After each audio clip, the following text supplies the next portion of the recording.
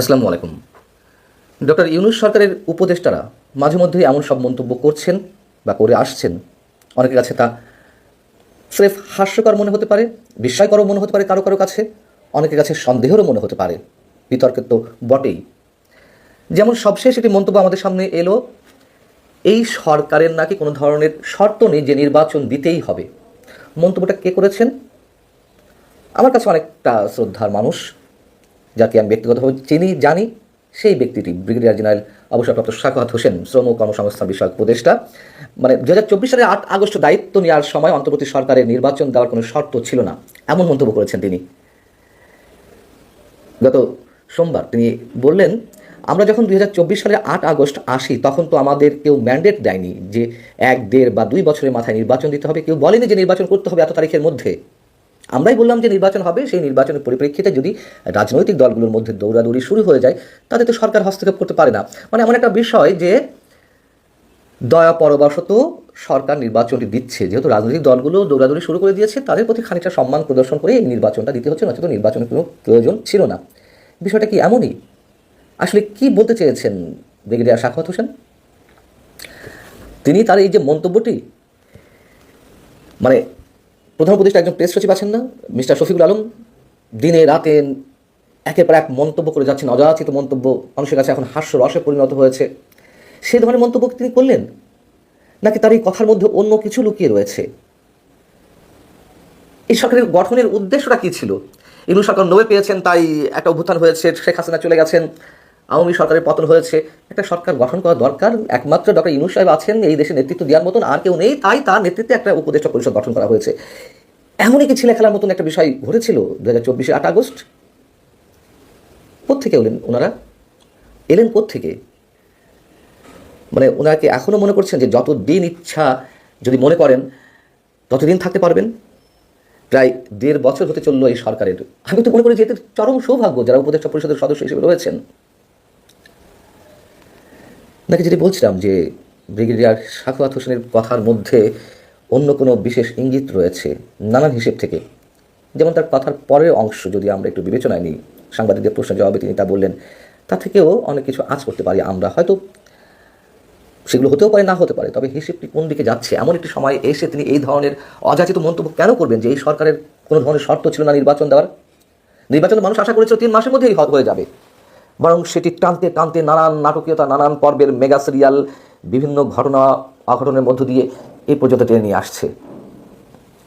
তার কাছে প্রশ্ন ছিল পরবর্তীতে যে আপনি তো দীর্ঘদিন ধরে নির্বাচন কমিশনে কাজ করেছেন, নির্বাচন কমিশনের অন্যতম কমিশনার ছিলেন, বিস্তর অভিজ্ঞতা আপনার, সেই অভিজ্ঞতা থেকে কি মনে হয় যে নির্বাচনের পরিবেশ তৈরি হয়েছে?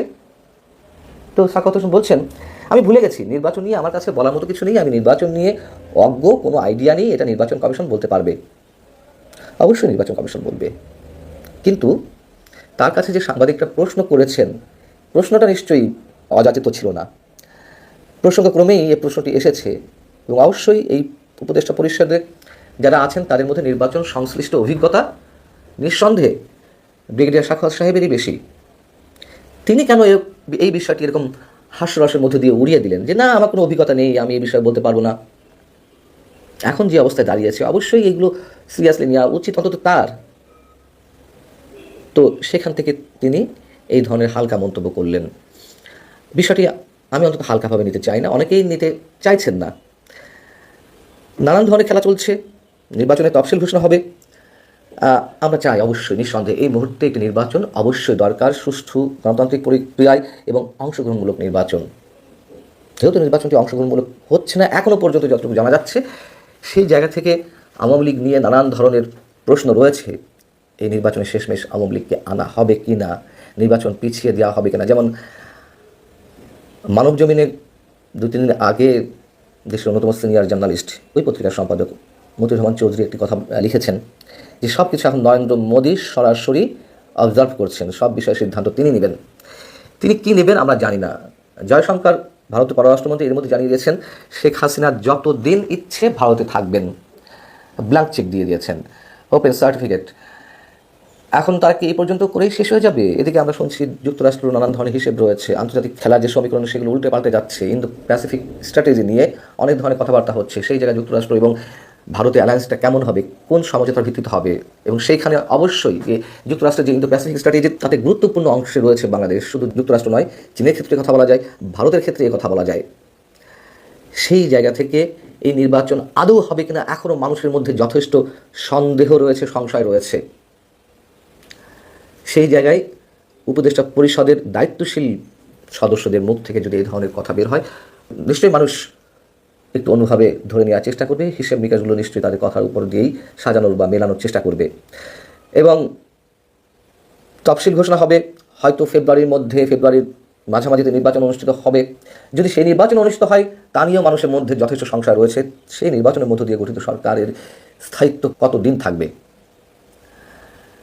বারবার একটা কথা বলি যে আওয়ামী লীগ যে ধরনের নির্বাচন করে আসলে সেই ধরনের একটি নির্বাচন চাপিয়ে দেওয়ার আরও একটি চেষ্টা চলছে। ব্রিগেডিয়ার সাখাওয়াত হোসেন যদি এই পর্যন্ত উপদেষ্টা পরিষদের সদস্যরা যে নানান ধরনের ইঙ্গিতময় বক্তব্য দিয়ে আসছেন সরকারের স্থায়িত্ব সম্পর্কে, ডক্টর ইউনূস সরকার কতদিন টিকে থাকবেন সেই বিষয়ে, তিনি যদি ওই সুর মিলিয়ে কথা না বলে থাকেন, অবশ্যই তার বক্তব্য বিবেচনায় নেওয়ার মতন। এবং খুবই গুরুত্বের সঙ্গে যে তিনি এতদিন পরে এসে এই কথাটি কেন বললেন, কী উদ্দেশ্য এর পিছনে। ভালো থাকুন সবাই।